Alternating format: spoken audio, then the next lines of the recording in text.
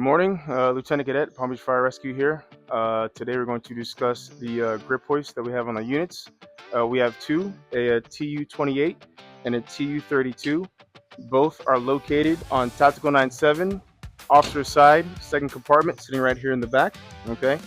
The TU-28 utilizes a 7/16 rope, or wire rather, and the TU-32, a little bit bigger, uses a 5/16 wire. Always use proper PPE, meaning gloves and glasses, as you're setting this up and getting things ready for your call. We would use these. The grip hoists are basically used for stabilization and or moving for larger objects. It is, I like to say, heavy and slow. Okay, so the setup is slower than your come along, but it'll handle the larger 32 can handle more weight as a result. That being said, when you are setting these up, the TU-32 specifically, it comes with a 30-foot wire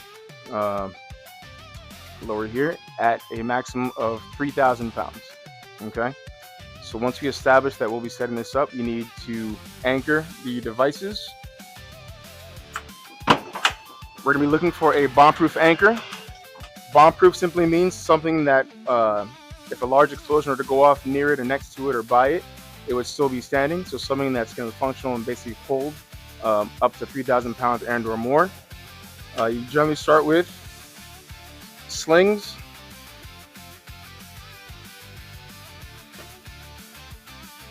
You can also work with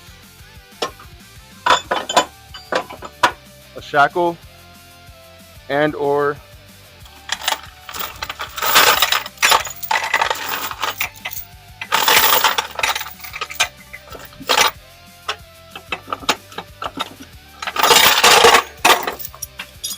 set of chains.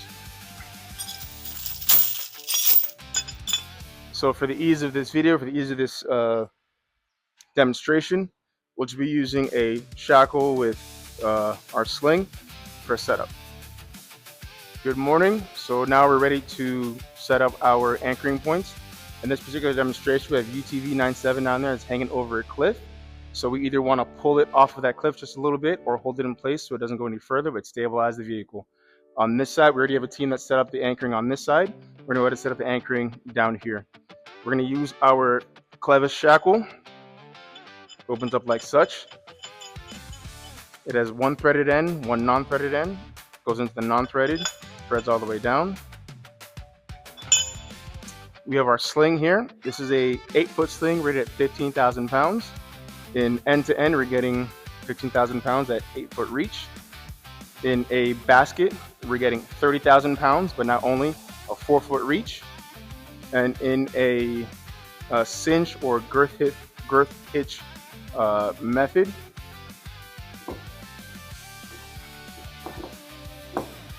we get maybe about 6 feet.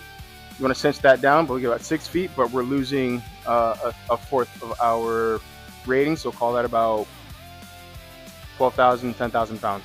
Okay. So now we're going to go actually make our connections. For ease of the demonstration, we'll go ahead and use the shackle on the back right here. Set up like so. Get that in here. We can add our sling in there in a 1-to-1.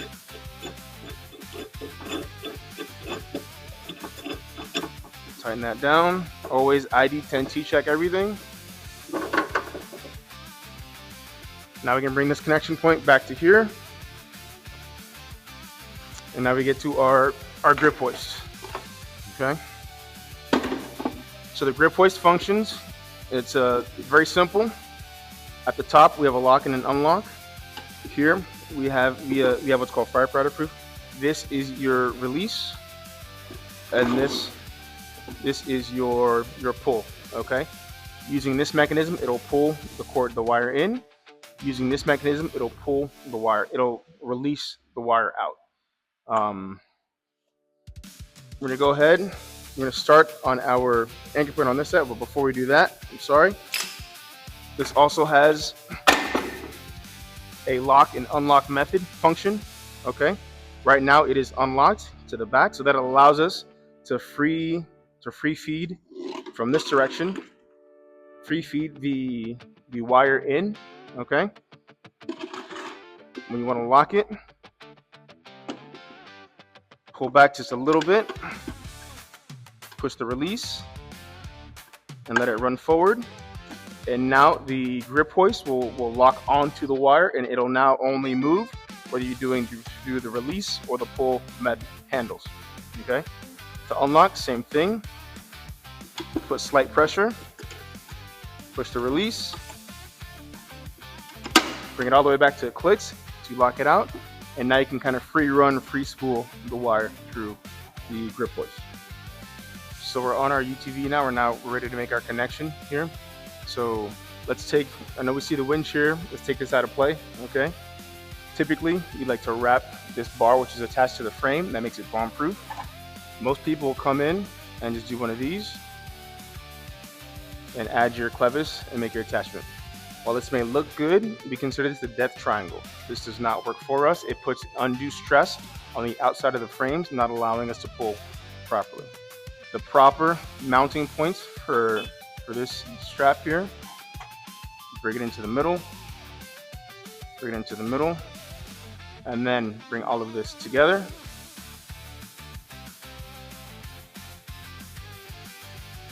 Like so.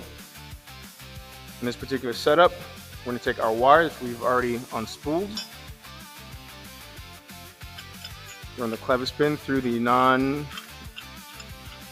non-threaded end first into the threaded end, have it on like this. Now that that's on there, ID 10T check everything, make sure it's good, make sure it's tight, make sure nothing's moving. We'll work our way back up. So now we're ready to make our attachment from the grip hoist to the anchor point and the wire. We're gonna bring all that together. The grip hoist is already unlocked, it's in the top. So we're gonna feed it through this end. This is gonna come right out of this side, run through here. And we're gonna feed as much hose as much wire or slack through it first.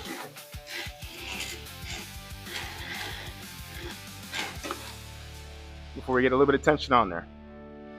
The reason being, so I'm gonna go ahead and make my connection.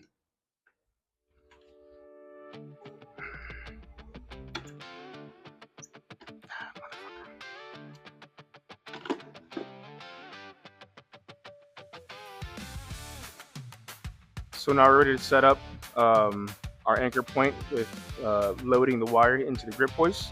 You've already fed, so we have the grip hoist in the unlocked position. You've already fed a bit of the wire through this end. It comes out through here. We're gonna pull as much as we can of the slack out of that. We're gonna make our connection point here.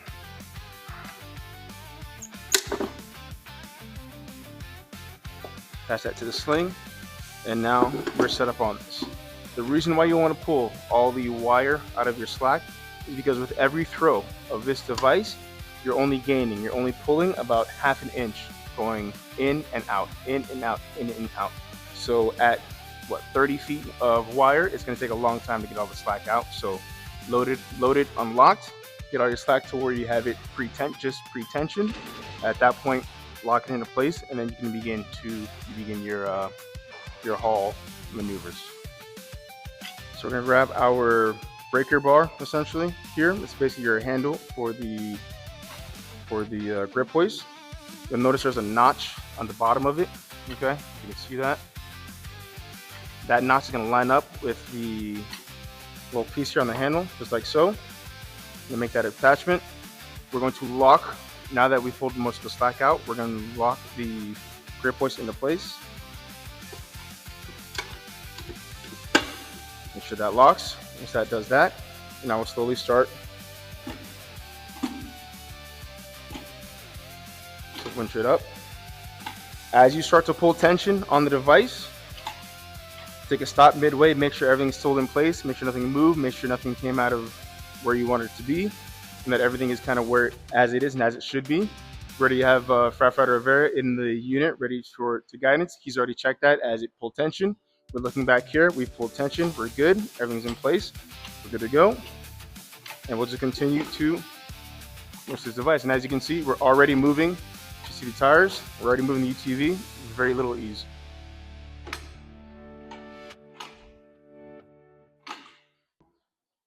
Okay, so in this particular scenario, since we were able to move the UTV so easily, we went ahead and we had Firefighter Rivera put the UTV in park, so it allows us to actually pull tension on the line and in the wire. And here we're going to discuss how to release the tension from the device. Okay, it's very simple. We're going to pick this up. You can see it as it's floating because it's basically floating on itself. I'm going to turn this back around. You see the handle, you see the notch on the back end here. We're going to flip our handle around, come to the top, set it down on it. In the same way that we loaded it, we're going to unload just as such.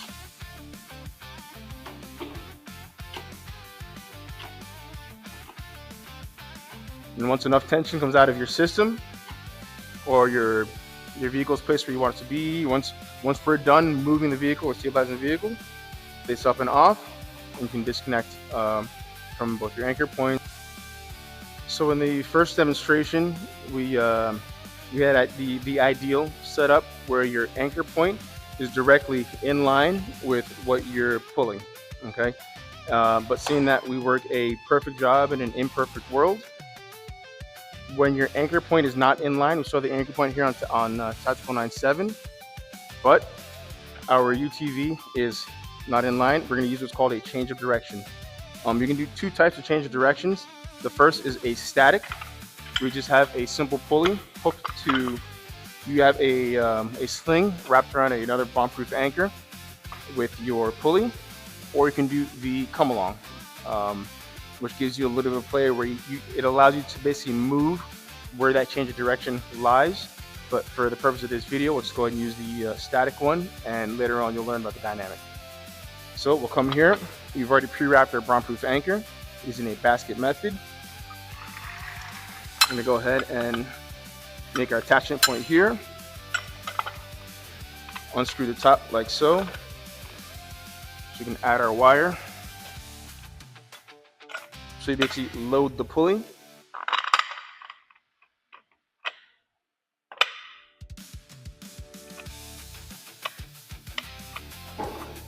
Cinch everything back down into place. And now that we have that, we'll go ahead and safety check once again. We'll pull everything through, get everything nice and taut. We have firefighter bone in the back here, preloading our grip hoist. Okay. Once that's set, now the grip hoist will naturally want to float over into the line of sight, basically. So as you can see, it was set up here, but now we'll see it rotate. That's okay. The system is going to move.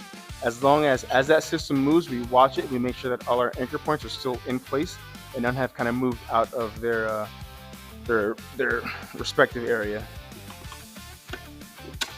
So we'll come back. We'll lock that in. Thank you, sir. Drop this in. And slowly start to do this.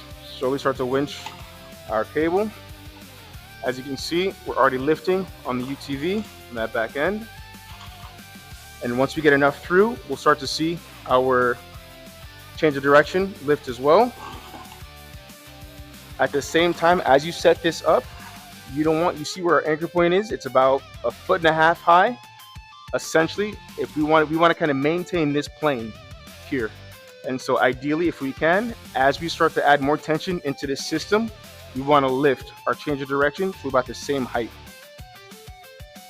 So now that we have it maintaining basically the same plane as we have with our anchor back here on Tactical 9.7, we'll have Firefighter Rivera take the vehicle out of park, and we'll see. Again, the vehicle will automatically move. It's back on the ground right now because there's not enough tension. Basically, what we're moving isn't heavy enough to hold that type of tension, but this is essentially the job it's creating.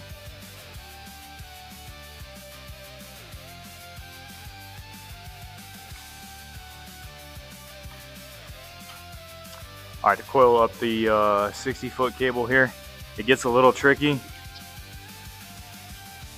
I like to start with it this way, to the back, step on it. Decent sized loop. The first one here is going to be over. and step on it.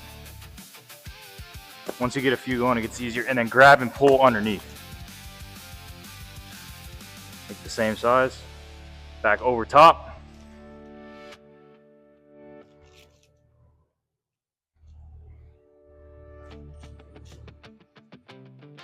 When you get to the end, a couple zip ties. I like to keep one here, one at the end, one on the other side so you can carry it like this. And that'll keep it from getting tangled, and it's easier to deploy like that.